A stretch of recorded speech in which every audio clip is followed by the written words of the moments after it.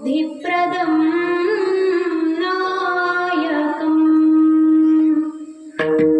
सदा माझे डोळे जडो तुझी मूर्ती रखुमाईचा पती सोयरिया गोड तुझे रूप गोड तुझे नाम देई वज प्रेम सर्व काळ। प्रस्तुत प्राप्त प्रसंगी कीर्तन रूपी सेवेकरता निवडलेला अभंग जगद्वंदनीय परम पावनीय ज्ञान भक्ती वैराग्याचे शिरोमणी आणि वारकरी संप्रदायाचे जगद्गुरू असणारे संत श्रेष्ठ तुकोबारायांचा आणि मागणी परब प्रकरणामध्ये अत्यंत सुंदर भगवंताच्या प्रती अद्वितीय असं मागणं मागणारा अत्यंत सुंदर सर्वांच्या परिचयाचा आणि चारच चरणाचा अभंग आहे। विठ्ठल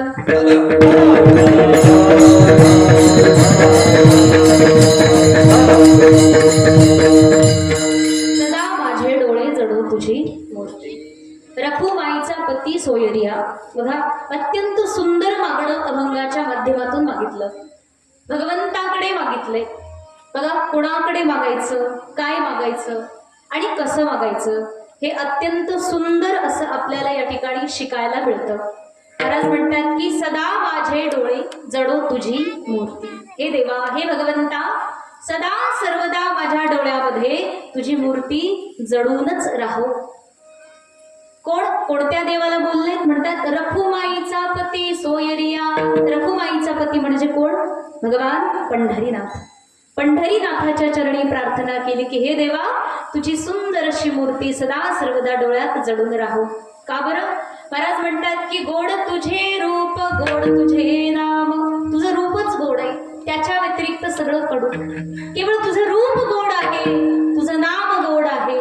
गोड तुझे रूप गोड तुझे नाम देई वज प्रेम सर्व काळ। हे देवा, हे भगवंता, मला सदा सर्वदा प्रेम दे। प्रेम दे म्हणजे तू आमच्यावर प्रेम कर असं नाही, प्रेम दे म्हणजे आमच्या मनात तुझ्याविषयी प्रेम व्हावं अशी वृत्ती दे। कारण त्याचं प्रेम सर्वांवर सारखं कायमच आहे, फक्त ते आपल्याला कळत नाही एवढंच। सदा सर्वदा देवा माझ्या अंतःकरणामध्ये तुझ्या प्रेमाची गंगा वाहत राहो अशी देवाकडे प्रार्थना आहे। विठो माऊली हाची वरदे। हाची म्हटलेले म्हणजे हाच वरदे, दुसरं नकोय। हाची वरदे संचरोनी राहे हृदयी माझ्या, सदा सर्वदा माझ्या हृदयामध्ये माझ्या सर्वस्वामध्ये तुझा संचार होत राहो अशी देवाकडे प्रार्थना केली। आणि तुकाराम महाराज शेवटी सांगतायत की न मागे आणि दुसरं काही मागायचं नाही देवा। तू जर म्हणशील की हे घ्या ते घ्या असं घ्या तसं घ्या, काहीही नको। का बरं? काहीही मागण्यापेक्षा तुझं रूप तुझं प्रेम आणि तुझी भक्ती मिळाली याच्यापेक्षा मोठं सुख समाधान कशात नाही। म्हणून तुका म्हणे दुसरं काही मागायचं नाही, तुझे पायी सुख। हा झाला अभंगाचा सरळ सरळ अर्थ। विठ्ठल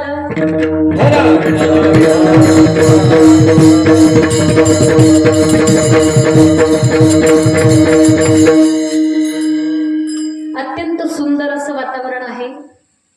भगवान परमात्मा श्री हनुमंतरायाच्या दिव्य प्रांगणामध्ये या ठिकाणी भगवान पंढरीनाथाच्या दिव्य प्रांगणामध्ये आणि स्वयंभू अत्यंत अद्वितीय जागृत असणारं भगवान श्री गणेशाचं अप्रतिम स्थान जे या अभानी गावाला लाभलेलं आहे। तुम्हा सर्वांचं आराध्य दैवत भगवान गणपती सिद्धिविनायक परमात्म्याचा असा दिव्यतम आशीर्वाद आहे। आणि भगवंताच्या आशीर्वादामधून अनेक संत महापुरुषांच्या दिव्यतम आशीर्वादामधून या ठिकाणी चालू असणारा हा अखंड हरिनाम सप्ताह आणि या सप्ताहाचा परतीचा प्रवास चालू आहे, तो म्हणजे आजचा हा 7वा दिवस। भगवान परमात्म्याची कृपा आहेच, त्याबरोबर अनेक संतांचे आशीर्वाद आहेत, ज्यामध्ये हरिभक्त परायण केशव महाराज गुजर यांच्या मार्गदर्शनाखाली हा सप्ताह चालू आहे। आणि अनेक संत महापुरुषांचे या ठिकाणी मार्गदर्शन आहे, सानिध्य आहे। संत महापुरुषांचे या ठिकाणी निरंतर सेवाही आहे। या सर्वाच्या माध्यमातून सुंदर असा हा सप्ताह चालू आहे। या सप्ताहाचा आजचा हा 7वा दिवस, सप्तम दिवसाची सेवा आहे। जास्त काहीही न बोलता मी सरळ सेवेकडे जाईल। वेळ उरलाच आणि आठवलंच तर मग बाकी परिहार देऊ। भगवान परमात्म्याच्या दिव्यतम द्वारामध्ये आपला हा सुंदर सप्ताह, ज्यामधला आजचा 7वा दिवस आहे.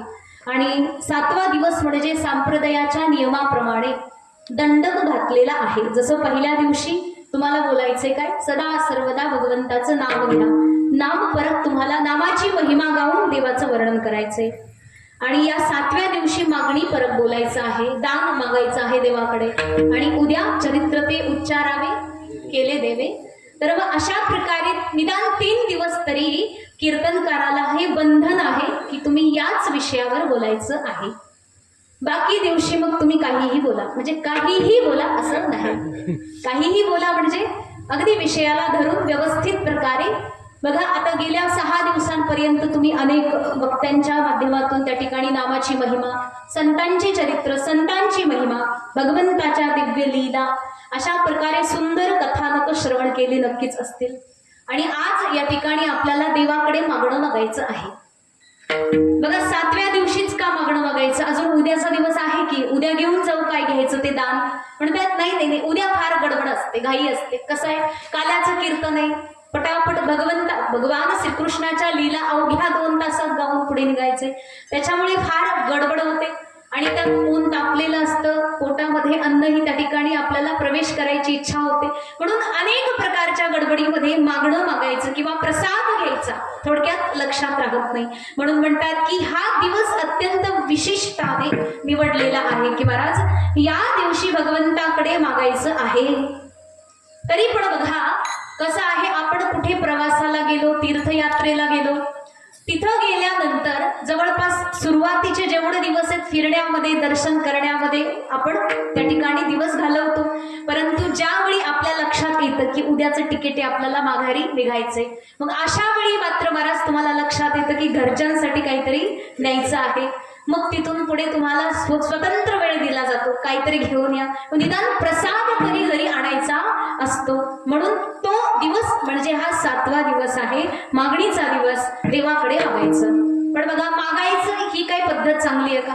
कारण तुकाराम महाराज स्वतः सांगतात, काय म्हणतात,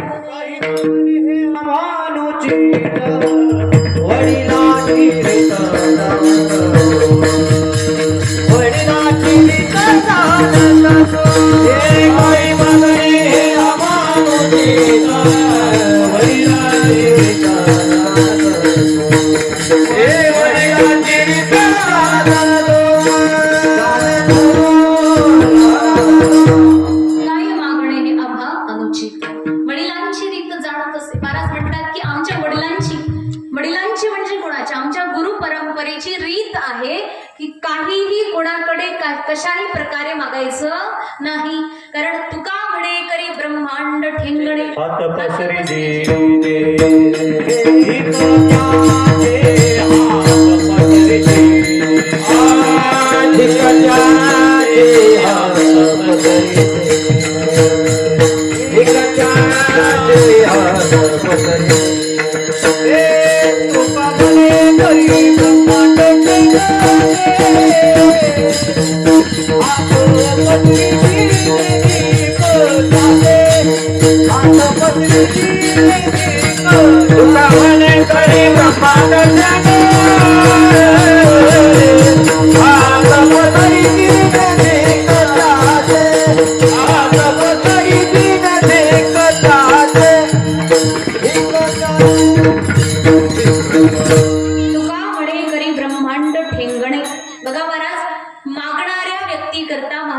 शब्द म्हणतात. ज्या व्यक्तीनं हात पसरले मागण्याकरता, मला द्या मला द्या मला द्या असा म्हणणारा माणूस, त्याच्या पुढे तुम्ही अवघ्या ब्रह्मांडाचं वैभव आणून टाका, तो म्हणेल कमी पडलं. त्रैलोक्याचं वैभव आणून टाका, तो काय म्हणेल अजून येऊ द्या.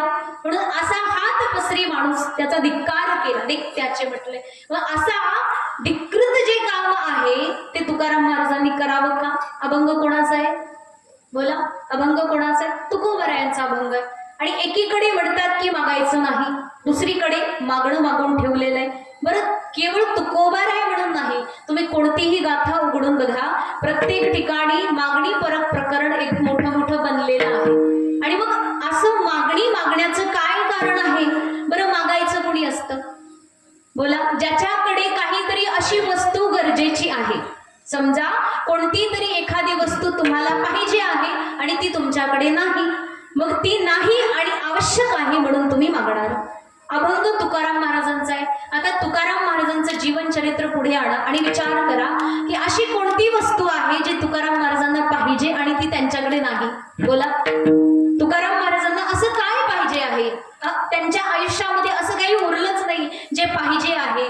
प्रत्येक वस्तू यम लब्ध्वा परम लाभम मन्यते नाधिकं ततः यस्मिन् स्थितो न दुःखेन गुरुणापि विचाल्यते. महाराज म्हणतात यम लब्ध्वा परम लाभम, असा लाभ, असा महालाभ मिळालेला आहे जो मिळाल्यानंतर आणखी दुसरं काही मिळण्याचं उरलंच नाही. मग असं न उरलेलं अशा प्रकारे पूर्णपणे संतुष्ट झालेले महापुरुष हे सुद्धा मागणं मागतायत. कारण की आपल्यासारख्या लोकांनी मागितलं तर ती गोष्ट वेगळी आहे, परंतु तुकाराम महाराज मागतायत त्याचं काय कारण आहे? तर त्याचं एकच कारण आहे, लोकशिक्षा. कारण महाराज कसं आहे, सगळे लोक संत झाले नाही, सगळे संत झाले नाही, संत आहे ते मोजके. आपल्यापैकी कोण कोण संत आहे? आपल्यापैकी संत कोणी नाहीये. आपण जर, आपल्याला जर संधी मिळाली मागा, तर महाराज आपली यादी काही संपणार नाही, मोठी यादी लागेल देवापुढे. अर्थातच मागणं मागायचं हे आपल्या पूर्ण अंगामध्ये भिनलेलं आहे आणि हे महाराजांना माहित आहे. तेवढं महाराज विचार करतात की हे सगळं समाज, सगळी जनता केवळ आपल्याला मिळावं, आपल्याला हवं आहे अशा प्रकारची निरंतर तळमळ करत असते, परंतु त्यांना हे नेमकं माहित नाहीये की नेमकं काय मागायला पाहिजे, कुणाकडे मागायला पाहिजे आणि कसं मागायला पाहिजे. आणि मग ते त्यांना शिकवण्याकरता महाराज मागतात. पण सगळ्यात पहिलं विचार केला जावा की महाराज तुम्ही ज्यांच्याकरता मागताय त्यांना नेमकं पाहिजे तरी काय? बघा, आता आपल्या सगळ्याच लोकांच्या करतात महाराज मागणं मागताय देवाकडे, परंतु हे मागणं मागतात आपल्या करता, पण आपल्या सगळ्या लोकांचा विचार मात्र नक्कीच केला असेल. त्यांनी एकच वळण त्या ठिकाणी एकच दृष्टीनं पाहिलं, सगळ्या लोकांच्याकडे पाहिलं की या सगळ्या लोकांना एका वस्तूची नितांत गरज आहे आणि ती वस्तू त्यांच्याकडे नाही. बोला, अशी कोणती वस्तू आहे ज्याची आपल्याला गरज तर आहे पण ती आपल्याकडे नाही? कोणती वस्तू आहे? तुमच्याकडे आहे का अशी एखादी वस्तू ज्याची गरज तर आहे पण ती आपल्याकडे नाही? कोणती वस्तू आहे? काय आहे? एक सुख आहे महाराज. बघा, दुःख कोणाला पाहिजे का? इथं बसलेल्यांपैकी कोणाकोणाला दुःख पाहिजे? कशाला पाहिजे महाराज? नको असलं तरी ते आहे, बरोबर आहे? दुःख कोणालाही नको तरी ते आहे. म्हणतात आम्हाला सुख पाहिजे परंतु ते नाही. मग त्याच गोष्टीचा विचार केला की प्रत्येक व्यक्तीला, म्हणजे अगदी मुंगीपासून तर ब्रह्मदेवापर्यंतच्या प्रत्येक प्राण्याला सुखाची फार गरज आहे, परंतु ते सुख कोणाकडेच नाही. म्हणून अभंगाच्या शेवटी काय म्हटले की तुका म्हणे काही न मागो आणि पुढे तुझे पायी सुख. बघा, सगळ्यात शेवटी सुखाची किल्ली दिली हातात आणि आता म्हण, आता पळा. बराच एवढं सुंदर मागणं मागितलं की तुझे पायी सुख. आपल्याला बाकीच्या गोष्टी उमजायच्याच नाही, त्याच्यामुळे म्हटले सुख. सुख म्हटलं की माणूस पळतच जाईल, म्हणून म्हटले की महाराज बोला, आता असं आहे की केवळ भगवंताच्याच पायावरती ते सुख आहे ज्या सुखाची तुम्ही तळमळ करत होते. सुख सुख म्हणता दुःख ठाकोनी आले. सुख सुख म्हणता प्रत्येक सुखाच्या मागे जो की केवळ भासमान आहे त्याच्या मागे मागे मागे पळत होतो आणि त्याच्या मागे पळाल्यानं दुःख चालून आपल्याकडे आलं. म्हणून जगी सर्व सुखी असा कोण आहे, विचारी मना तोची शोधून पाहे. आता विचार करा, स्वतःकडे पहा की कोण सुखी आहे. मग आपण सुखी नाही, अर्थातच आपल्याला सुख पाहिजे आहे, मिळवायचं आहे. मग आपल्याला जे सुख पाहिजे आहे ते कोणाकडे मागायचं? देवाकडे. कारण की सुख सर्वांना मिळतं बरं का, परंतु ते सुख शाश्वत नसतं. शाश्वत म्हणजे कायम स्वरूपी टिकणार चिरंतन असं सुख आपल्याला मिळत नाही. अत्यंत क्षणस्थायी, छोट्याशा वेळाकरता. आणि मग त्या छोट्या छोट्या सुखामधून शेवटी ते सुख जेव्हा नष्ट होतं, दुःखामध्ये परिवर्तित होतं, तेव्हा मात्र व्यक्ती अत्यंत शोकाकुल होऊन जातो. त्याच्याकरता वास्तविक सुख काय आहे आणि ते वास्तविक सुख कुठे मिळेल याचा शोध घेऊनच व्यक्तीनं प्रवास केला पाहिजे. नाहीतर आपला प्रवास कसा आहे, मोघम मोघम पार्थस जीवनम. मोघम म्हणजे व्यर्थ, आपला व्यर्थ प्रवास आहे. म्हणजे बसायचं बसमध्ये बसायचं, कंडक्टरने विचारलं कुठलं तिकीट देऊ, ते म्हणजे आम्हाला काही माहित नाही कुठे जायचं. अरे मग तुम्ही बसमध्ये बसलात ना, एवढं तर माहित पाहिजे की आपलं गंतव्य काय आहे. तसंच आपण जन्मलो तर आहोत, प्रवास करतोय जीवनाचा. बघा, जन्मापासून तर मृत्यूपर्यंत जे चाललंय तो प्रवास आहे. प्रवास तर करतोय, परंतु हा प्रवास नेमकं कुठं जायचंय हे काही माहीत नाही. मग असं अत्यंत अनिश्चित, अत्यंत भ्रमित जीवन जे आहे तेच मात्र दुःखाचं कारण आहे. आणि अशा दिग्भ्रमित जीवनाला दिशा दाखवण्याचं कार्य संत करतात. मग अशा प्रकारे ज्या ठिकाणी सुख नाही तिथे शोधतात, जिथे आहे तिथे शोधत नाही. म्हणून सगळ्यात सुंदर भगवंताच्या चरणाची आग देऊन त्या ठिकाणी देवाच्याच चरणी फक्त सुख आहे याचं सुंदर प्रमाण देऊन भगवान परमात्म्याच्याच भक्तीची ओढ लावणारा हा दिव्यतम अभंग आहे.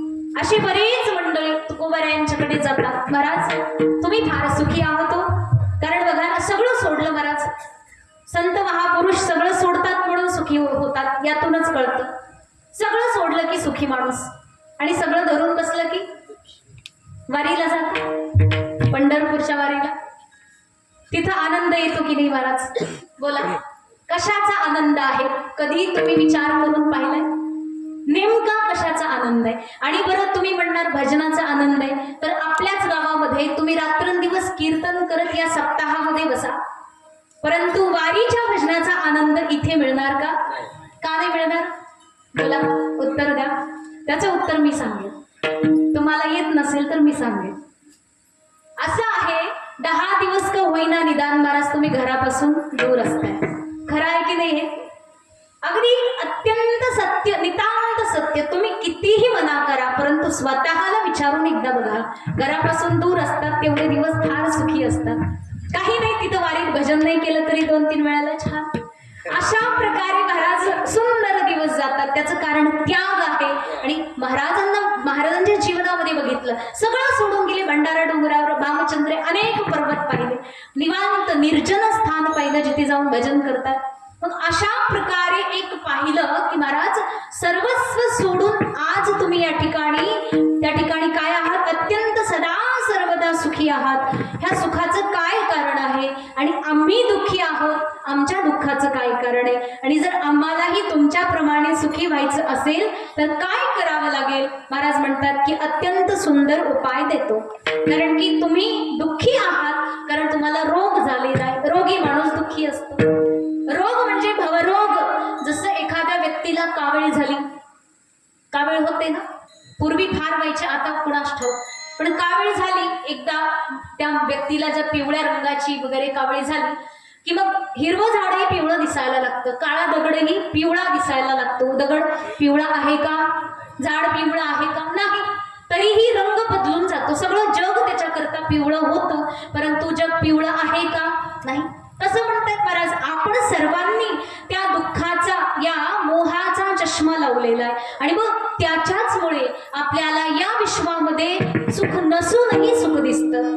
आणि मग ते सुख नसणारं जे स्थान आहे ते त्याची वास्तविकता आपल्याला दाखवणं आणि वास्तविक सुखाची दिशा दाखवणं, याच्याच करता महाराजांनी या अभंगाला या ठिकाणी मांडलेलं आहे. अत्यंत सुंदर प्रकारे आपल्या सुखाचा उपाय घेऊन पहिल्या चरणामध्ये महाराज सांगतात, सदा माझे डोळे नडो तुझे मूर्ती, सदा माझे डोळे नडो तुझे मूर्ती, सदा माझे डोळे नडो तुझे मूर्ती, सदा माझे डोळे नडो तुझे मूर्ती, सदा माझे डोळे नडो तुझे मूर्ती, सदा माझे डोळे नडो तुझे मूर्ती, सदा माझे डोळे नडो तुझे मूर्ती, सदा माझे डोळे नडो तुझे मूर्ती. रखुमाईचा पती सोय रे, रखुमाईचा पती सोय रे, गोड तुझे रूप, गोड तुझे नाम, गोड तुझे रूप, गोड तुझे नाम. रखुमाईचा रे रखुमाईचा पती सोयरिया गोड तुझे रूप गोड तुझे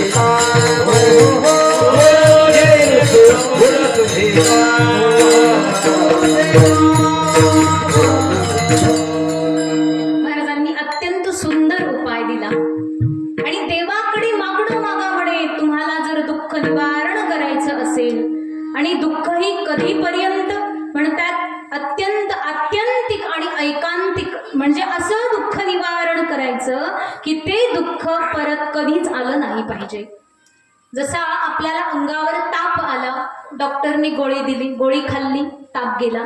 पण डॉक्टर जगातला असा कोणताच नाहीये जे की आपल्याला अगदी खात्री देतील की तुम्हाला परत कधीच ताप येणार नाही. असं होतं का? नाही. आत्यंतिक निवारण नाही. तुम्हाला परत नियम बिघडला की ताप येणारच आहे. पण अशा प्रकारे आत्यंतिक निवारण झालेलं नाही. तसं म्हणतात की तुम्हाला आत्यंतिक निवारण करण्याचंच औषध देतो. या विश्वामध्ये जेवढं दुःख तुमच्याकडे आहे ते सगळं निघून जाईल. कधीपर्यंतच निघून जाईल? म्हणतात कायमच निघून जाईल. ते दुःख एकदा गेलं की परत कधीच तुमच्याकडे येणार नाही. मग त्याच्याकरता काय करावं लागेल? म्हणतात मागणं मागावं लागेल. काय मागणं? म्हणतात सदा माझे डोळे जडो तुझी मूर्ती. देवाकडे मागणं मागितलं. काय मागितलं? सदा माझे डोळे जडो तुझी मूर्ती. बघा, जसा अभंग सोपा दिसतो तेवढा सोपा तो नाही. अत्यंत वेदांत चिंतन फरक आहे. सदा सर्वदा माझ्या डोळ्यामध्ये तुझी मूर्ती जडून राहो. जडून राहो म्हणजे काय? कायम स्वरूपी तिष्ठून राहो. ती मूर्ती भगवंताची, ती प्रतिमा कदापि निघून जाता कामा नाही. कशी? सदा सर्वदा म्हटलेले. सदा म्हणजे अत्यंत निरंतर तैल धारावत ती भगवंताची मूर्ती एका क्षणापुरती ही डोळ्यातून जायला नकोय.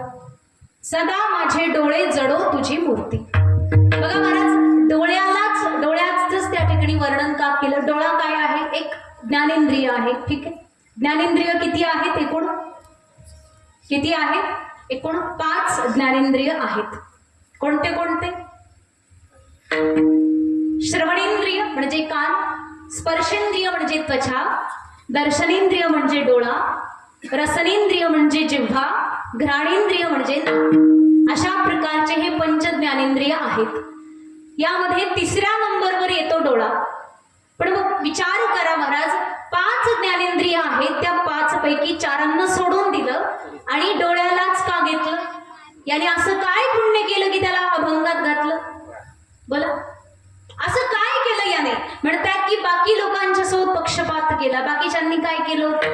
तुम्ही कान म्हणू शकता, तुम्ही त्वचेचंही नाव घेऊ शकता किंवा आणि काय काय वर्णन करू शकता, वाचा सुद्धा म्हणू शकता, तरीही डोळ्याचंच नाव घेतलं. म्हणतात महाराज, हा डोळा एक मोठं काम करणारा अवयव आहे.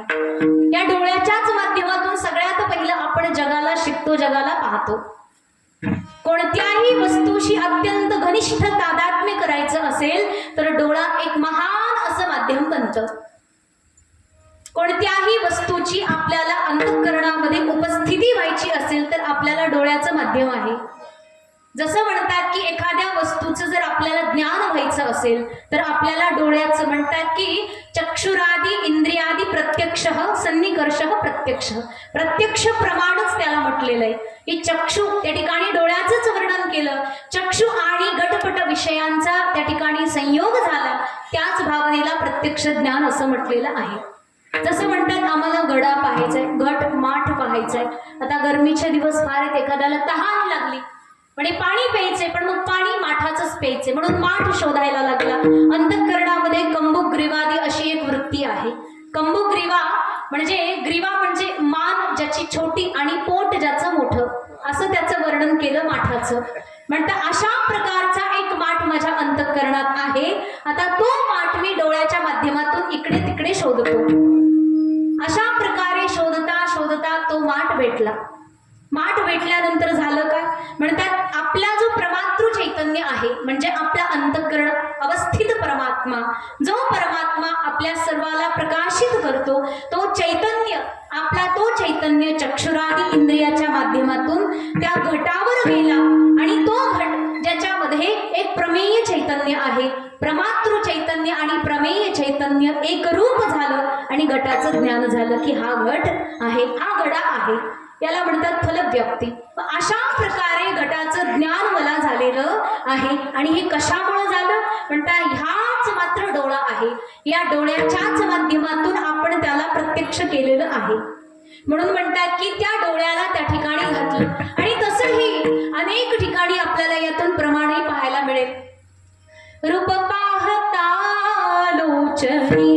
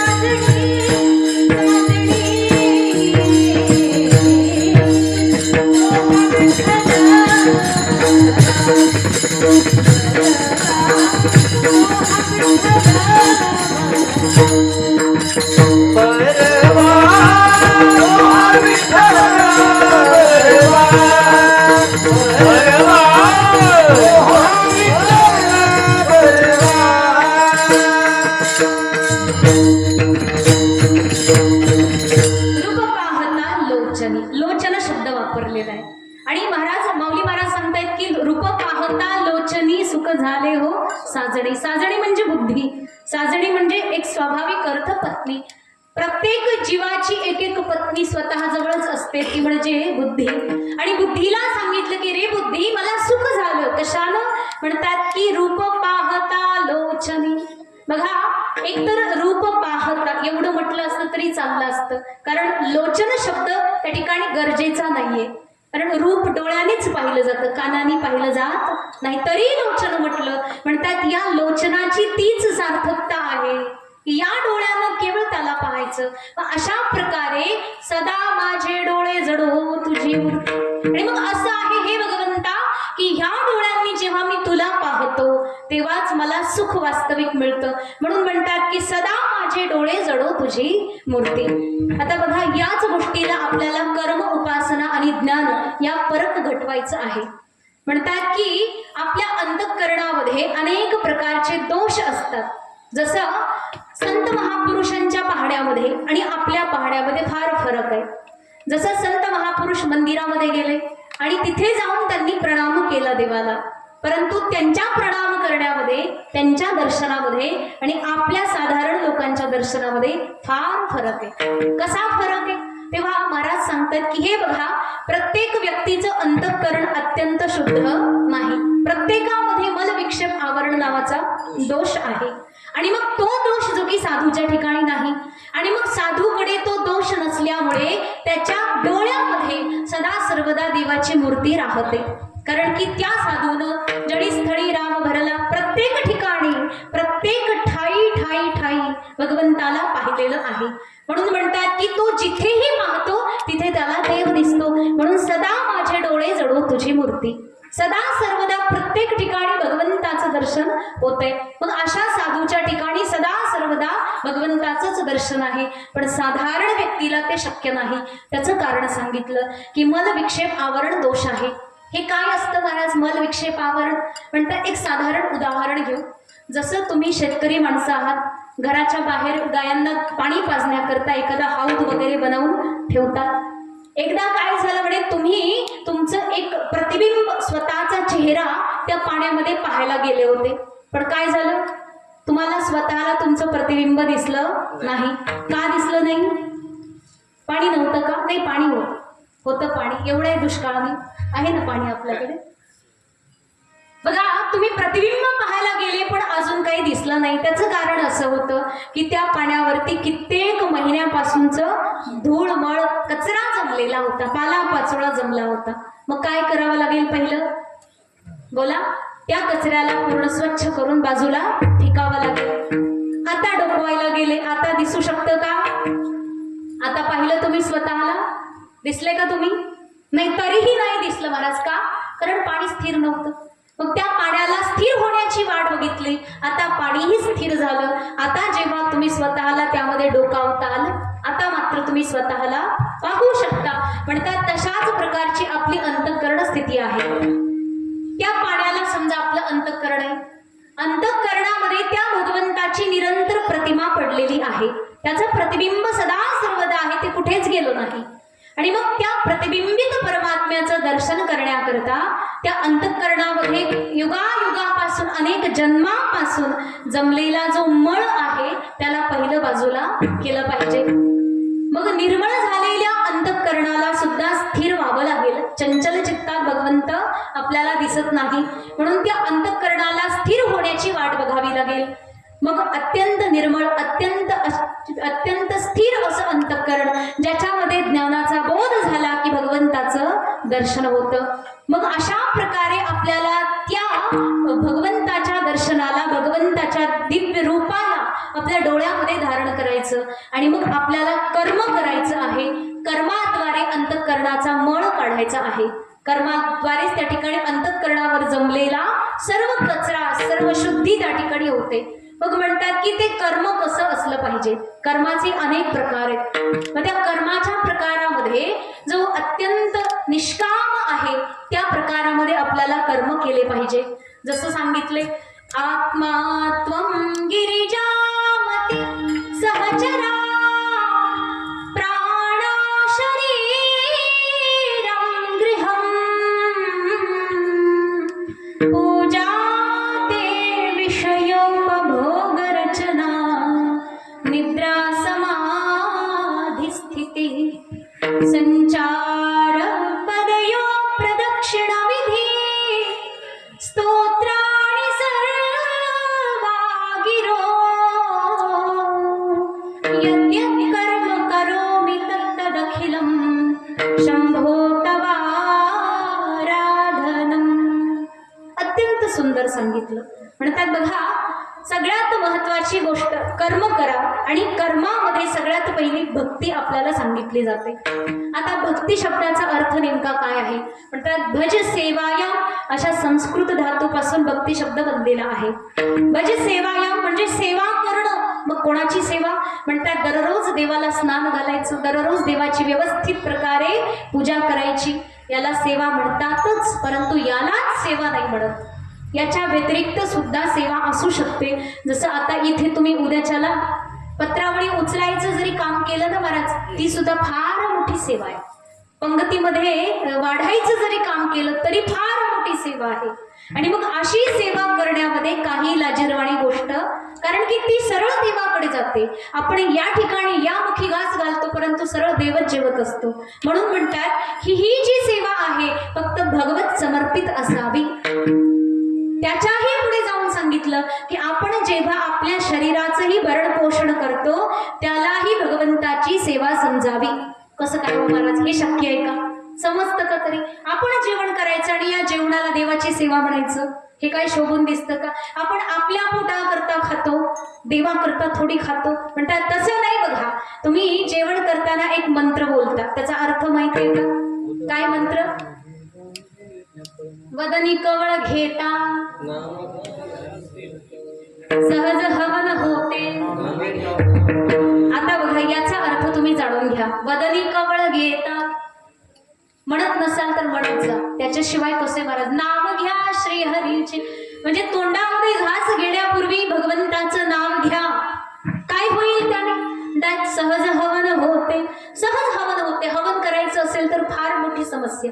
कसे महाराज? फार सामग्री लागते. सामग्री आजकाल अतिशुद्ध सामग्री मिळत नाही. एकतर गावरान गाईचं दूध आजकाल औषधालाही सापडत नाही, तर हवन करण्याकरता कुठे? तर अत्यंत दुर्मिळ सामग्री उपलब्ध केली. त्रैकालिक संध्येचं वंदन करणारा असा द्विज कोणी ब्राह्मणही आपल्याला मिळाला पाहिजे. बरं, ब्राह्मणही मिळाले, तशी यजमान पण पाहिजे ना महाराज. यजमानाला धोतर नेसा म्हटलं की फार मोठी समस्या. हे कुठून नेसायचं, कुठून काढायचं महाराज? फार समस्या.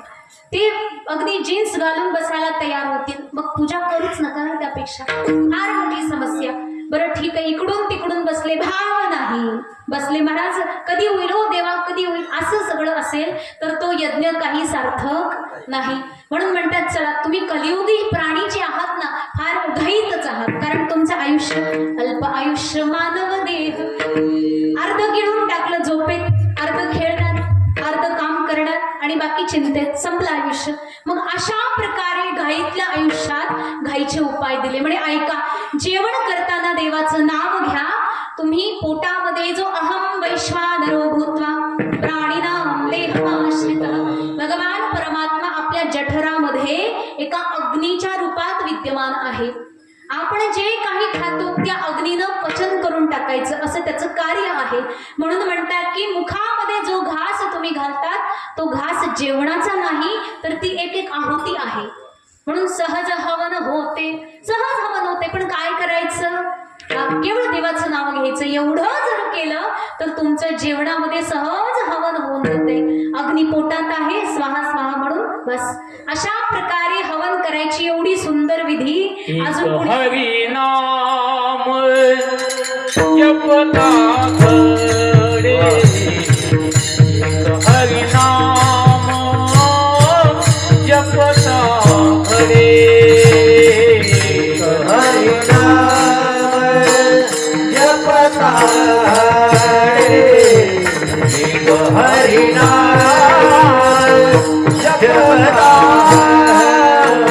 कोटि कोटि यज्ञ नित्य जाता नेम, कोटि कोटि यज्ञ नित्य जाता नेम, कोटि कोटि यज्ञ नित्य जाता नेम, कोटि कोटि यज्ञ नित्य जाता नेम.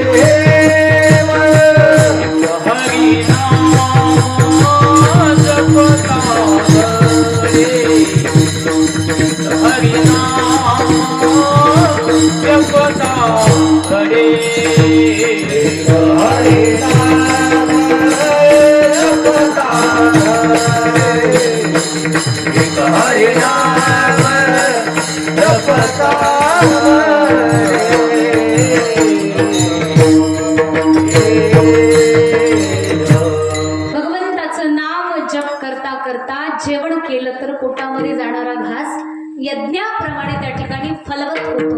म्हणून महाराज म्हणतात की आता अशा प्रकारे हवन करा, पण हवन सामग्री पण शुद्ध पाहिजे बरं का. तुम्ही आता खाताना विचार करायचा की आतल्याला काय पाहिजे, काहीही चालत नाही त्याला, बरोबर आहे ना? काहीही चालत नाही. माळकऱ्याला कळालं असेल, ते सगळ्यांनाच कळेल. एवढं काय अवघड येतात. आत बसलेल्याला विचारायचं तुला काय पाहिजे, मग त्याला जे पाहिजे तेच द्यायचं. कारण आपलं इंजिन आहे महाराज हे.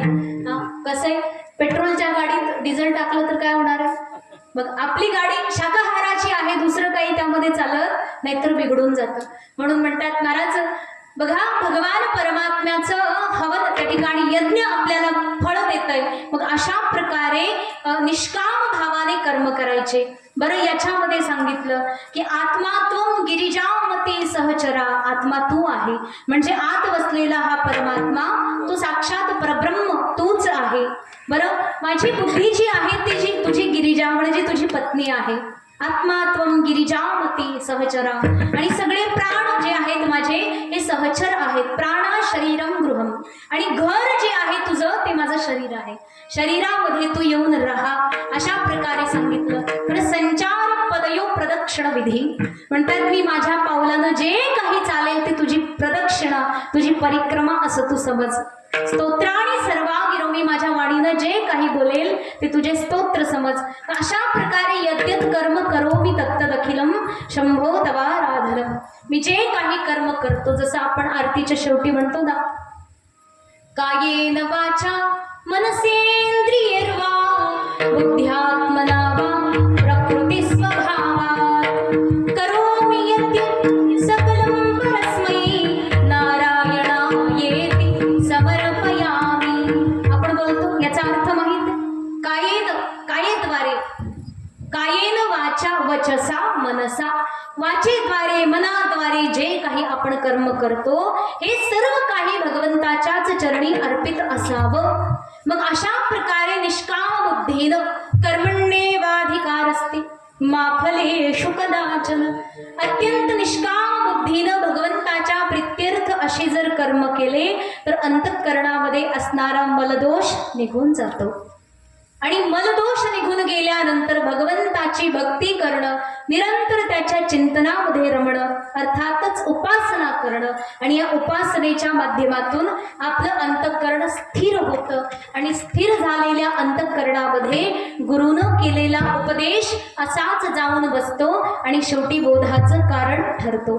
मग अशा प्रकारे भगवंताचा बोध घेण्याकरता सगळ्यात उत्तम या ठिकाणी सांगितलं की महाराज अंतःकरणामध्ये असलेल्या सगळ्या दोषांना निवारण करावं लागेल.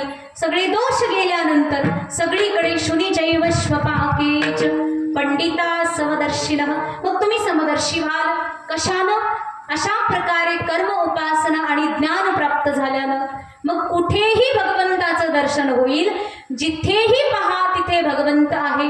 जिकडे पहावे तिकडे, जिकडे पहावे तिकडे चतुर्भुज सावरेखे, जिकडे पहावं तिकडे चतुर्भुज परमात्मा विद्यमान आपल्याला दिसेल. हे कशाचं फळ आहे? हे केवळ भगवंताच्या भजनाचं, सत्कर्म आणि अशा प्रकारची उपासना केल्याचं. मग अशी उपासना आणि भक्ती केली तर मग काय होतं? सगळीकडे परमात्मा दिसतो. यालाच महाराजांनी सांगितलं सदा माझे डोळे जडो तुझी मूर्ती. बघा या डोळे शब्दाच्या माध्यमातून जी मूर्ती जडवण्याचा अर्थ लावलेला आहे. म्हणतात की भगवान परमात्म्याच्या ठिकाणी कर्म उपासना आणि ज्ञान अशा 3 प्रकारे ज्ञान भक्ती आणि वैराग्यपूर्वक शरण गेलेला व्यक्ती भगवंताला अत्यंत प्रिय आहे. मग अशा प्रकारे हा भाव या ठिकाणी सांगितलेला आहे. म्हणून सदा माझे डोळे जडो तुझी मूर्ती. आणि या डोळ्याची एकच सार्थकता, ती म्हणजे देवाचं दर्शन घेणं. याच्या व्यतिरिक्त जगाला काय बघायचे महाराज? तुझ पाहता सामोरी दृष्टी न फिरे माघारी, तुझं पाहता सामोरी दृष्टी न फिरे माघारी. एकदा तुला बघितलं बस, त्याच्यानंतर अजून काही बघायचं उरलं का? आता या दृष्टीला दुसरं काहीही गोड वाटत नाही. एक मात्र तुझं दर्शनही अत्यंत प्रिय आहे. आणि तुझ्या व्यतिरिक्त दुसरं काही जर पाहायला मिळत असेल तर अशी दृष्टीच मला नको. तसा एक सुंदर दृष्टांत आहे. संत सूरदासजी महाराज जन्मतः नेत्रांध, डोळेच नाही जन्मापासून. भगवान परमात्म्याचे एकनिष्ठ भक्त आणि सदा सर्वदा गोवर्धन पर्वताच्या पायथ्याशी ब्रजामध्ये राहतात.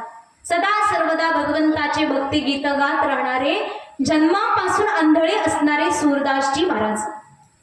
भगवान परमात्म्याच्या दर्शनाची निरंतर मनामध्ये आस आहे. भगवती श्री राधा आणि भगवान श्रीकृष्ण दोघेही सूरदासजी महाराजांना दर्शन देण्याकरता पुढे आले. आता हे आंधळे आहेत. भगवान विचार करतात की आंधळ्या भक्ताला दर्शन कसं द्यायचं. म्हणून त्या ठिकाणी भगवान परमात्मा मोठ्यानं म्हणतात की राधे बघ बरं का, हा आंधळा दिसतोय पण फार चतुर आहे. माझा भक्त आहे ना, आणि मी कसा आहे? चतुरातो शिरोमणी. हा माझा भक्त आहे. म्हणून म्हणतात की हा जो व्यक्ती आहे, हा जो भक्त आहे तो फार चालाक आहे, फार चतुर आहे. आणि तू अशा प्रकारे विचार करू नको की त्याला दिसत नाही, त्याला सगळं दिसतंय. अशा प्रकारे तू विचार करू नको की तुझे दर्शन घेईल. हे बघा राधे, तू थोडीशी बाजूला हो, नाहीतर हा लगेच तुझे पाय धरेल. बघा महाराज, भगवान कृष्ण केवढे चतुर आहेत. भक्ताला सांगायचं की तुझ्या पुढेच राधा उभी आहे, लगेच पाय धर. पण सांगितलं कसं? या भाषेमध्ये. अशा प्रकारे भगवंतानं सांगितलं असता सूरदासजी महाराजांनी दोन्ही हात पुढे केले, आणि जसे हात पुढे केले राधा राणी अदृश्य झाली. पण महाराज काय झालं? भगवती राधा राणीचं एक पैंजण हातामध्ये येऊन गेलं. म्हणजे आपलं काम झालं. काय काम झालं? म्हणजे हे पैंजण घेण्याकरता तिला यावं तर लागेलच. अशा प्रकारे ते पैंजण हातामध्ये घेऊन केवळ भगवंताचं भजन करत करत करत अनेक वर्षे निघून गेली. भगवान कृष्ण म्हणतात की आता आपल्या भक्ताला खरं दर्शन देण्याची वेळ आलेली आहे. भगवती श्री राधा आणि भगवान कृष्ण दोघेही दर्शन देण्याकरता गेले. आपल्या भक्ताला दृष्टी दिली बरं का. नेत्रांध असणारे, जन्मतः नेत्र नसणारे त्यांना दृष्टी मिळाली आणि त्या दृष्टीद्वारे, त्या दिव्य दृष्टीद्वारे भगवान परमात्म्याचं दर्शन केलं, भगवती राधा राणीचं दर्शन केलं, भगवान परमात्म्याला डोळे भरून पाहिलं. अशा प्रकारे भगवंताची गोड स्तुती गाऊ लागले. भगवान म्हणतात की भक्ता काय पाहिजे तुला, मागून घे, काय पाहिजे आहे. तेव्हा सूरदासजी महाराज म्हणतात देवा हे डोळे जे तुम्हाला आत्ता दिले ना, बस ही दृष्टी परत घेऊन जा, मला आणखी काही नकोय. का असं कशामुळे नकोय म्हणतात, हे बघ देवा ही दृष्टी तुम्हाला दिली होती केवळ तुझं दर्शन घेण्याकरता, या डोळ्याची सार्थकता झाली, आता मला जग या दृष्टीनं पाहायचं नाही, तत्काळ ही दृष्टी घेऊन जा. बघा अशी आहे दृष्टीची सार्थकता, हे संतांकडून पाहायचं. सदा माझे डोळे जडो तुझी मूर्ती, बस एकदा तुला पाहिलं आता दुसरं काही पाहायची गरज. आणि तसंही देवाला एकदा पाहिल्यानंतर दुसरं काही बघायची गरजच राहत नाही. कारण बघा एका ठिकाणी देवी कुंती सांगते की हे भगवंता, श्रीमद भागवतामधली ही गोष्ट आहे की हे देवा की भवतो दर्शनम यत्स्या न पुनर्भव दर्शनम, एकदा तुला बघून झालं की परत जगाला बघायची वेळ येत नाही. का वेळ येत नाही, पण एकदा तुला बघितलं की उपजेते नाशे नाशिले ते पुनरपि दिसे, हे घटिका यंत्र तैसे परिभ्रमे भ्रमण करणार. हे यंत्र कशाचं म्हणतात की घड्याळाचं यंत्र, जे की परत परत जन्माला येणं, परत परत मरण.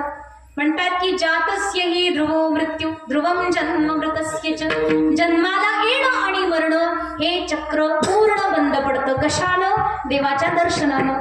मग एकदा तुला बघितलं की दुसरं कशालाही बघायची गरज पडत, म्हणून तुला बघितलं की संपलं, आता दुसरं कशालाही पाहायचं नाही. म्हणून सदा माझे डोळे जडो तुझी मूर्ती, अशा प्रकारे सदा सर्वदा ती तुझी सुंदर सावळी मूर्ती माझ्या डोळ्यामध्ये जडूनच राहो.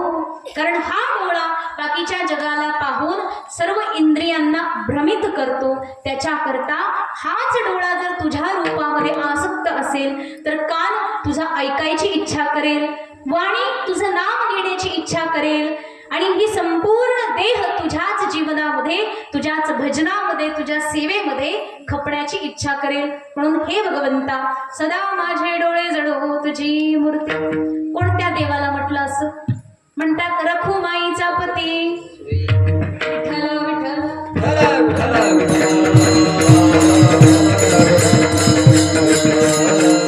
रखुमाईचा पती सोयरिया. काय वर्णन केलं बघा, भगवान विठ्ठलाचा परिचय दिला. कसा दिला, रखुमाईचा पती. रखुमाई कोण आहे, रखुमाई भगवान विठ्ठलाची पत्नी आहे. म्हणतात पत्नीच्या नावानं झालेला परिचय काही फार चांगला नसतो. म्हणतात की आई वडिलांच्या नावाने जर आपला परिचय झाला तर त्याला मध्यम परिचय म्हणतात, की हा यांचा मुलगा आहे, मध्यम परिचय. म्हणतात की सासऱ्याच्या नावाने जर परिचय झाला की हा यांचा जावई आहे, तर तो अधम परिचय आहे. आणि पत्नीच्या नावानं जर परिचय झाला तर म्हणायचं अधमाती अधम परिचय आहे. बायकोवरून तुम्हाला जर कोणी ओळखत असेल तर मग काय उपयोग आहे महाराज, तुमची स्वतःची ओळख पाहिजे ना. म्हणून म्हणतात की असा कुठे परिचय देवाचा देतात महाराज. बरं भगवान पांडुरंगाचा परिचय काय जगाला नाही का, माता रुक्मिणीच्याच नावानं परिचय द्यायची काय गरज होती बोला. भगवान पंढरीनाथाला स्वतःचा सगळ्या जगामध्ये स्वतंत्र परिचय आहे. एवढं असताना महाराजांनी अगदी अपमानास्पद भाषा वापरल्यासारखं वाटतं, रखुमाईचा पती. बरं असं झालं, तो बाकीचा विचार बाजूला ठेवा. पण रखुमाई कोण आहे, रखुमाई आपली सगळ्यांची कोण आहे, आई आहे, आपली सगळ्यांची आई आहे. मग रखुमाईचा पती आपला कोण, बाप आहे, बरोबर आहे. रखुमाई आई आहे तर रखुमाईचा पती आपला बाप आहे. मग आपल्या बापाचा परिचय आपण असा देतो का बोला. आपल्या घरात कोणी पाहुणे, कोणी बाहेरचे लोक आले की केवळ तुम्हाला ओळखतात, म्हणजे हे कोण आहे, मग तुम्ही म्हणणार आमचे वडील आहे, बरोबर आहे ना, वडील आहे असंच म्हणणार ना, की म्हणणार नाही माझ्या आईचा नवरा आहे, काय म्हणणार. अजून तरी अशी काही प्रथा आपल्याकडे आलेली येऊ पण नाही, अजून तरी आली नाही महाराज. आपला समाज अजून सभ्य आहे, म्हणा वडील आहे, साधा परिचय द्या ना. इथे म्हणतात रखुमाईचा पती, म्हणजे एक तर रखुमाई आपली आई, आणि मग अशा प्रकारे बोलणं किती असभ्य वाटतं. आणि तुकाराम महाराज असं बोलतात, अर्थातच हे अजिबात असभ्य नाही, त्याचं निश्चित काहीतरी मोठं कारण असेल. काय कारण आहे बोला? म्हणतात हे बघा, वडिलांपेक्षा आईसोबत आपलं नातं जास्त घट्ट असतं. कसं बघा, आईचं गणगोत फार मोठं असतं. आपल्यासोबत नातं जेवढं जास्त असतं ते आईच्याच माध्यमातून. मामा आपला मामा आहे तो कशामुळं? कारण आपली आई त्याची बहीण आहे, बरोबर आहे ना? आई सोबत जास्तीत जास्त नातं आपलं लांबलेलं असतं, विस्तारलेलं असतं. तुम्ही विचार करा, महिला मंडळ तुमच्या नात्यामध्ये किती जास्त सशक्तीकरण करतात, बरोबर आहे ना? महिला नसतील तर तुमचं कशाचं काय नातं महाराज? कोणी नाही मग तुमचं. अर्थातच आई ही आपल्या आयुष्यामध्ये नातं घट्ट करणारी सर्वात प्रथम आहे. तशीही आई सोबत आपलं सगळ्यात पहिलं जगातलं नातं आहे. आईच्या गर्भामध्ये 9 महिने राहिलो, जन्मानंतर आईजवळच जास्त राहिलो, नंतरही आईच्या पदरामागे लपत राहिलो. काही झालं की आई, वडिलांचं आठवण मग दुसऱ्या टप्प्यावर असते. म्हणून म्हणतात की आम्हाला सगळ्यात पहिली आई आठवली, कारण आम्हाला काय सांगायचंय? रखुमाईचा पती सोयरिया.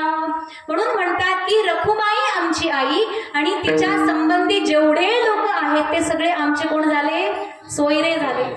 बघा, मग आम्हाला त्या सोयऱ्यांचं वर्णन करायचंय. म्हणून म्हणतात आम्ही जर विठ्ठलाला त्या ठिकाणी वर्णन करून सोयरे म्हटलं असतो तर कमी लोक आले असते, पण आई म्हटल्यानंतर सोयरे जास्त झाले.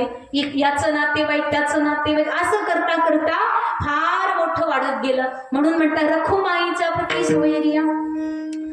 याचं सुंदर असं एक दृष्टांत या ठिकाणी देतात. 2-3 दृष्टांत आहेत, जसा वेळ मिळेल. म्हणतात की रामायणामध्ये एक सुंदर दृष्टांत येतो.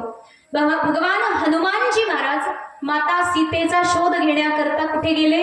लंकेमध्ये गेले. समुद्र उल्लंघन झालं, लंकेत पोहोचले आणि प्रत्येक घराघरामध्ये माता सीतेचा शोध घेतात. सगळीकडे शोधून झालं, भगवती सीता माता काही भेटली नाही. आता अशा एका घराच्या पुढे जाऊन ते उभे राहिले, ज्या घराच्या अंगणामध्ये तुळशी वृंदावन होतं. जसं तुळशी वृंदावन पाहिलं, घराचा जो दरवाजा आहे, दरवाजाच्या दोन्ही बाजूला एकाकडे शंख आहे, एकीकडे चक्र आहे, असं सुंदर अंकित असणारं घर पाहिलं. ओळखलं की महाराज हे सज्जनाचं घर आहे. कारण बघा, घराच्या द्वाराशी तुळशी वृंदावन आहे, तर समजायचं तुम्ही खरे भक्त आहात, तुम्ही खरोखर देवाचे वैष्णव आहात. म्हणून म्हणतात की मग अशा प्रकारे हनुमानजी महाराजांनी ओळखलं. तेवढ्यात आतून पहाटेच्याच वेळी आवाज आला, राम राम राम. हनुमानजी महाराजांनी ओळखलं की आता मात्र खात्री पटली, इथे कोणीतरी देवाचा भक्तच राहतो. आता हे मोठ्यानं बोलले, जय श्रीराम. जसं महाराज इकडून राम राम झाला, इकडून बस दरवाजा उघडला. विभीषण महाराज हनुमंतरायाच्या हाताला धरून आतच ओढत नेलं. म्हणे बाबा बाहेर नको बोलू, कारण की इथं कसे राम भक्त जसा 32 दाताच्या आत असणारी एकटी जीभ, इथे काही सुरक्षित तू नाही, आतमध्ये ये. म्हणजे कोण आहे तुम्ही? कोण आहात महाराज? म्हणे एक वानर दिसतंय. नेमकं आहे कोण? म्हणजे महाराज असं असं आहे, सगळा वृत्तांत सांगितला. म्हणे हे बघा, भगवान प्रभू श्रीरामचंद्र माझे आराध्य दैवत आहे, भगवान राम हे तुमचेही आराध्य दैवत आहे. म्हणजे बघा, भगवान राम हे आपले दोघांचे कोण? वडील झाले. माता सीता कोण झाली? आपली आई झाली. आपली आई आणि वडील दोघं एकच आहेत. मग आपण कोण झालो? भाऊ भाऊ झालो. नात्याच्या बाबतीत तुम्ही फार पक्के. विठाला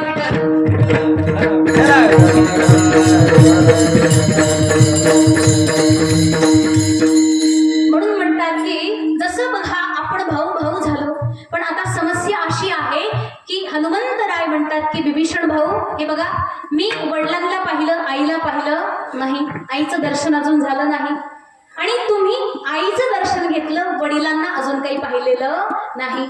आता जबाबदारी एवढी आहे, माझ्याकडे तुम्हाला वडिलांचं दर्शन घडवून द्यायचं काम आलं आणि तुम्ही आता मला आईचं दर्शन घडवून द्या.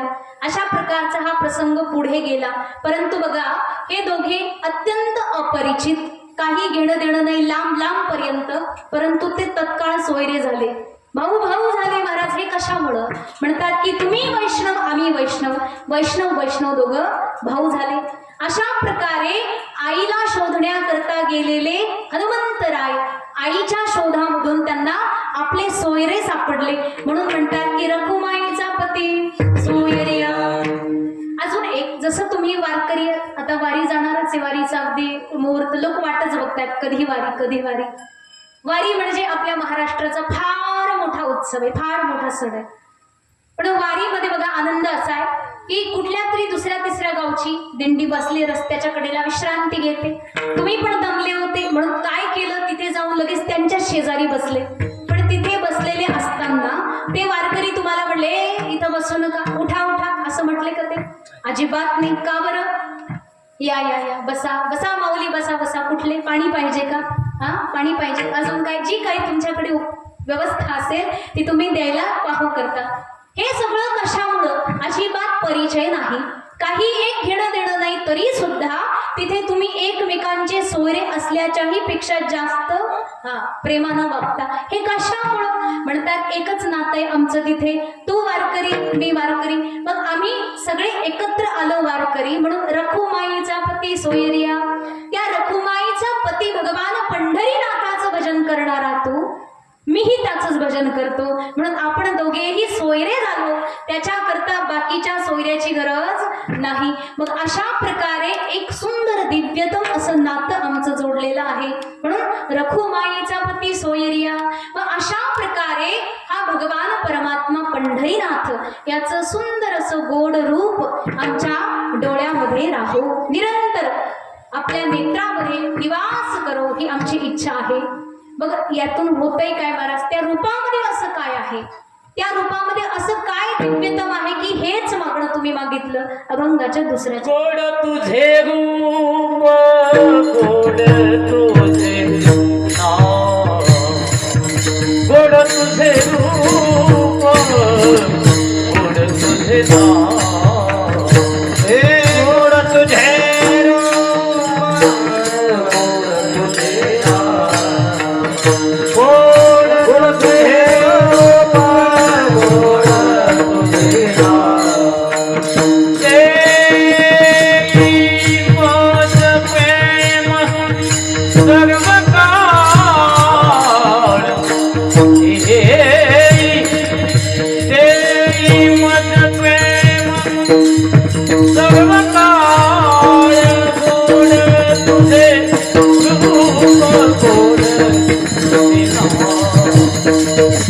गोड तुझे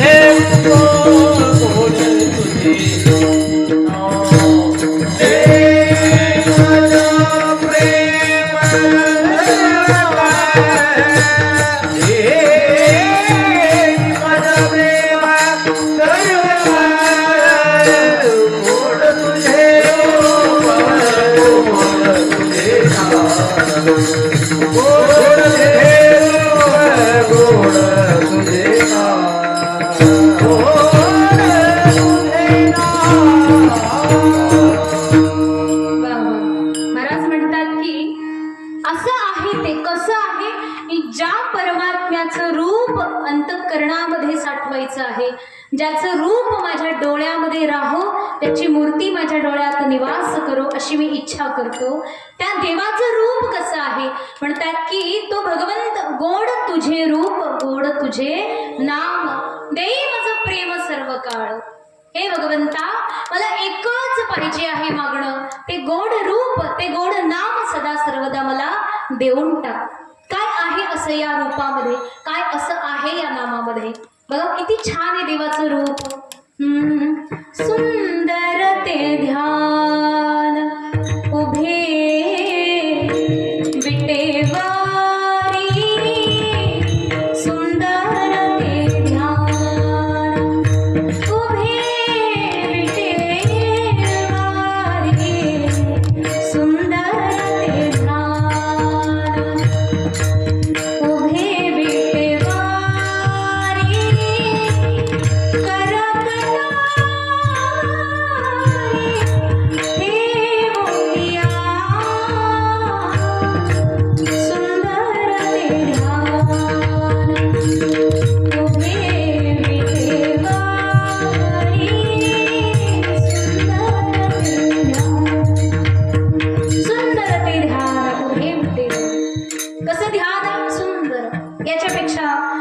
शब्दच नाही महाराज, तो अत्यंत सुंदर आहे. रूप सावळे सुकुमार, रूप सावळे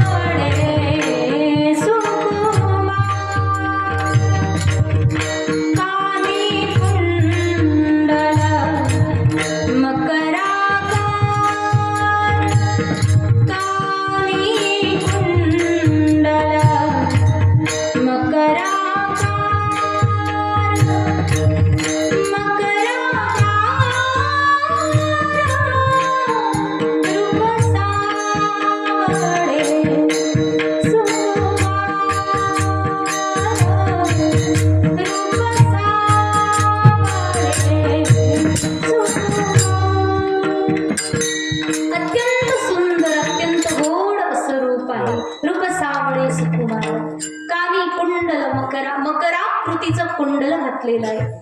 भगवान पंढरीनाथाचं दिव्यतम रूप बघा. जेव्हा साक्षात भगवंताचं दर्शन घेणं ही फार वेगळी गोष्ट आहे. पण जेव्हा तुम्ही पंढरपूरला जाता आणि भगवान पंढरीनाथाचं अगदी चरण दर्शन आपल्याला होतं, तर दर्शन घेऊन थोडं बाहेर आल्यानंतर कसं वाटतं महाराज? काहीतरी शुद्ध राहते का? कोणाशी बोलावं, काही गप्पा माराव्या, दुसरं काही बघावं? अजिबात नाही. बस कसाही माणूस असू द्या, त्या माणसाचा दोष नाही महाराज, तो आहेच एवढा गोड. रूप अत्यंत गोड, असं सावळ सुंदर, जसं जितकाही वेळ बघावा थोडंसं वाटतं, पण एवढा वेळ पाहायची संधी मिळत नाही. एक तर एवढा वेळ उभा राहून तो भक्त थकून गेलेला असतो, पण जसं त्याला बघितलं सगळे श्रम मिटून जातात. एका क्षणाच्या दर्शनाकरता हा भक्त केवढे कष्ट घेतो. म्हणून म्हणतात ते रूप अत्यंत गोड आहे. म्हणून गोड तुझे रूप, गोड तुझे नाम. जसं मी तुझं दर्शन पाहायला जातो फार अद्भुत वाटतं. पांडुरंग कांती दिव्य तेज झळकती, रत्न किळा भाकती प्रभा,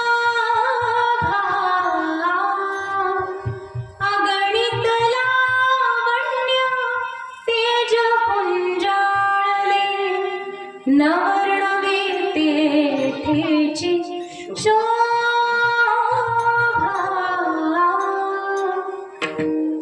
कानडा विठ्ठलो कर्नाटक,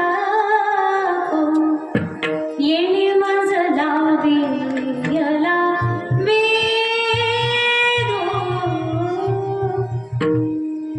पाया पडो गेले तवा, पाऊल चिरानिसे, पाया पडो गेले तवा, पाऊल चिरानिसे, उभाची स्वयंभू असे, समोर की पाठी मोरा न कळे, समोर की पाठी मोरा न कळे, टकची पडिले कैसे, कानडा विठ्ठलो कर्नाटक, कानडा विठ्ठलो कर्नाटक, येणे मजला वियला वेधो, कानडा विठ्ठलो कर्नाटक. तेवढं गोड वर्णन केलं माऊलींनी. म्हणतात की जसं मी त्याला पाहायला गेलो मला त्याचे चरण सापडलेच नाही. का? म्हणतात की तो स्वयंभू उभा आहे, त्याचा आदी अंत मला सापडला नाही. असं गोड वर्णन केलं. म्हणतात की पांडुरंग कांती, कशी कांती आहे पांडुरंगाची? सावळी कांती, दिव्य तेज झळकते, असं तेज आहे की जे दिव्य अतिदिव्य आहे. रत्न किळा फाकती प्रभा, असं अवर्णनीय शोभा ज्याची आहे तो भगवान पंढरीनाथ असा स्वयंभू उभा आहे आणि त्याचे दोन्ही हात कटेवर आहे. बघा, काही लोकांनी प्रश्न विचारला, महाराज तुम्ही असं पांडुरंगाचंच का बरं वर्णन केलं? म्हणतात रखुमाईचा पती, तुम्हाला दुसरा रमापती राधापती नको होता का? म्हणजे बघा किती छान बरं, हातामध्ये धनुष्य, एक पाय पुढे मागे, छान अगदी तीर अनुसंधान करून उभेच, ते नको का? बरं भगवान कृष्ण कसे त्रिभंगी आहे ना देवडा चरणी, मग तेही आवडलं नाही का तुम्हाला? भगवान पंढरीनाथ जे कमरेवर हात ठेवून उभा आहे तेवढंच आवडलं. म्हणतात त्यांच्याशी आमचा काही वाद नाही, तेही एक एक रूप आहे, सगळं एकच आहे, परंतु ज्यानं वेध लावलेला आहे तो मात्र माझा सावळा पांडुरंग आहे. बस त्याला पाहिलं की मी त्याचाच होऊन गेलो, हा भाव त्याच्याच प्रती समर्पित आहे. म्हणून म्हणतात की त्याचं वर्णन केलं, त्याच्या करता तो सदा सर्वदा मला माझा हवा आहे. त्यात तुम्ही पाहिलं की कमरेवर हात ठेवले. तुम्हाला माहिती भगवान पंढरीनाथानं कमरेवर हात का ठेवले? म्हणतात की बघा, भगवान परमात्मा सांगतात की हे जे सगळं विश्व आहे हे भव, याला समुद्र म्हटलेलं आहे, भवसागर म्हटलेलं आहे. मग समुद्रामध्ये पोहून पलीकडच्या तीरावर जाणं काही सोपं आहे का? आपल्याला साध्या पाण्यात पोहता येत नाही आणि मग भवसमुद्रात पोहायला निघालो. बरं, असे आपण मूर्ख की आपण याचा अंतही पाहिला नाही, किती खोल आहे, किती काय, काही माहित नाही, उगाच उड्या टाकल्या. पण बघा, आपल्याला वाचवणारा आहे ना कोणीतरी, मग त्याचं नाव आम्हाला आठवलं. म्हणतात की तो पंढरीनाथ कटेवर दोन्ही कर ठेवून उभा आहे, कारण की त्यानं एक मात्र दाखवलं की अरे बाबा, तू जर माझे पाय धरले, तू मला शरण आला की हा भवसमुद्र कमरे एवढाच खोल आहे, घाबरायचं कारण नाही. मला जर धरलं नाही तर मग हा भवसमुद्र फार. म्हणून म्हणतात की ज्ञानप्लवे नैव वृजिनम संतरिष्यसि. भगवान कृष्ण अर्जुनाला सांगतात, काळजी करू नको, चिंता करू नको, कारण ज्ञानरूपी माझी नौका सदा सर्वदा तुला घेऊन जाण्याकरता हजरच आहे. म्हणून म्हणतात भगवंताचे चरण धरा. भगवंताचे चरणही आपल्या करता भवसमुद्राला पार करण्याकरता सुंदर अशी नौका आहे. या करता भगवंतालाच पाहिलं, त्याचं रूप गोड आहे, म्हणून गोड तुझे रूप. रूप गोड आहे, पण नाम त्याहून गोड आहे. या नामाचं सामर्थ्य महाराज अपार आहे, अपार सामर्थ्य. घेता नाम विठोबाचे पर्वत जळते पापाचे. याच्यापेक्षा मोठं काय बरं उदाहरण द्यायला पाहिजे? म्हणतात आम्ही फार पापी आहे. किती पापी आहे बोला ना. आमच्याकडं पर्वत जाळायचं सामर्थ्य आहे. तुम्ही किती पापी आहात? 2-4 किलो पापी असाल. आमच्याकडे मोठे मोठे डोंगरा एवढे पाप जाळण्याचं सामर्थ्य आहे. म्हणून म्हणतात चिंता करू नका. तुमच्याकडे पापाचे डोंगर जरी असले तरीही तुम्ही सदा सर्वदा भगवंताचं भजन केल्यानं सगळे डोंगर जळून नष्ट होतात. म्हणून अशा प्रकारे भगवंताचं नाम अत्यंत गोड आहे. हे नाम घेऊन शबरीनं भगवंताला आपल्या कुटियामध्ये बोलवलं. हे नाम घेऊन सगळं चराचर तारून गेलं. त्या शिळेची अहिल्या झाली. अशा प्रकारे अनेक कथा, अनेक दृष्टांत आहेत या नामाच्याच बळावर. म्हणून म्हणतात की नामाची या बळे न भिऊ सर्वथा. सावता महाराज सांगतात बरं का, म्हणतात नामाची या बळे न भिऊ, घाबरू नका. कशाचं बळ आहे म्हणतात? नामाचं बळ आहे. अहो पण हा कली बसलेला आहे ना डोक्यावरच, तो कधी गिळून घेईल सांगता येत नाही. म्हणजे काही हरकत नाही. कळी काळाच्या माथा सोटा मारू. ऐका बरं का, कलीच्या डोक्यावरती सोटा मारू एवढं सामर्थ्य आहे आमच्या देवाच्या नामामध्ये. म्हणून अजिबात घाबरायचं कारण नाही. म्हणून म्हणतात की गोड तुझे रूप, गोड तुझे नाम, देई मज प्रेम सर्व काळ. देवा मला सदा सर्वदा प्रेम दे. प्रेम दे म्हणजे काय? तुझं प्रेम तर आहेच आमच्यावर. तू जन्म दिला, एवढं सुंदर प्रारब्ध दिला, एवढी सुंदर कथा दिली, एवढी छान सत्संगती दिली. याच्यापेक्षा मोठं प्रेम तू काय करावं आमच्यावर? तुझं प्रेम कमी नाही, परंतु आमचं तुझ्यावर कमी आहे. त्या कमी असलेल्या प्रेमाला पूर्ण कर.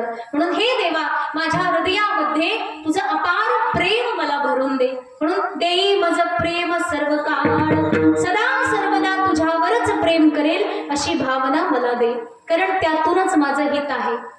या अनेक प्रकारे लालच दाखवली. महाराज म्हणतात नको, दुसरं काही मागणं नाही माझं. म्हणतात की विठो माऊली हाची वरदे. हाच वरदे हे विठो माऊली. माऊली म्हणजे आई. भगवान पंढरीनाथाला आई म्हटलं, कारण आई कशी आहे? विठू माझा लेकुरवाळा, संगे गोपाळांचा लेकुरवाळा आहे. भगवान पंढरीनाथ लेकुरवाळा आहे.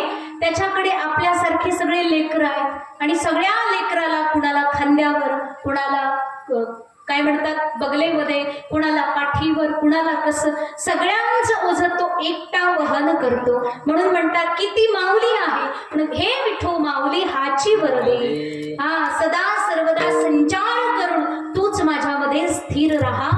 तुझ्या प्रेमाकरता मी काहीही करायला तयार आहे. जसं मीराबाईला लोक म्हणायचे की मीरा, पती परमेश्वर असतो, पतीची पूजा कर.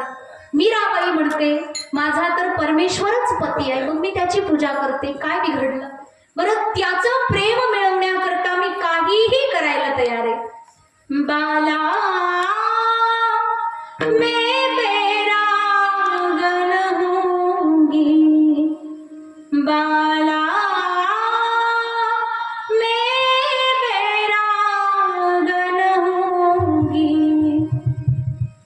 जिन भेषा मेरो सा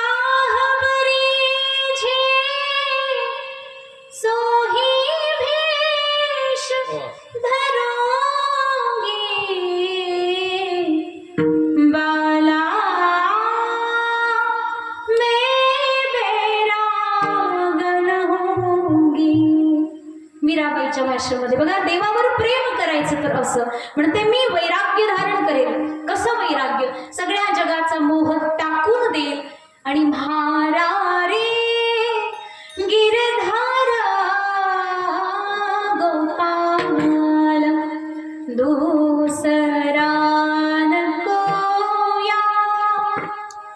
दूसरा कोया जाके सिर मोर मुकुट मेरोपती सोयी. मीराबाई म्हणते की त्यालाच मी माझं केलं आणि मग तो माझा भावा याच्या करता मी काहीही करायला तयार. तो ज्याच्यामध्ये प्रसन्न होईल ते मी करेल. तो जर म्हणेल की अशा प्रकारचे वस्त्र घालायचे, मी तसं राहील. जिन भेसो मेरो साहबरी जो. मग अशा प्रकारे तो जे काही करवून घेईल ते मी करायला तयार आहे. तो खेळाडू असेल तर मी त्याचं खेळणं व्हायला तयार आहे. अशा प्रकारचं प्रेम जर आपण देवाला दिलं तर तो सदा सर्वदा आपला आहे. म्हणून अशा प्रकारे संचरोनी राहे हृदयी माझ्या. अशा प्रकारे भगवंताला एकमात्र गोष्ट आपली सगळ्यांची आवडते, ती म्हणजे सगळ्यांनी एकत्र मिळून अत्यंत प्रेम देऊन त्याचं भजन अशा प्रकारे करायचं की तो आलाच पाहिजे. विठोबा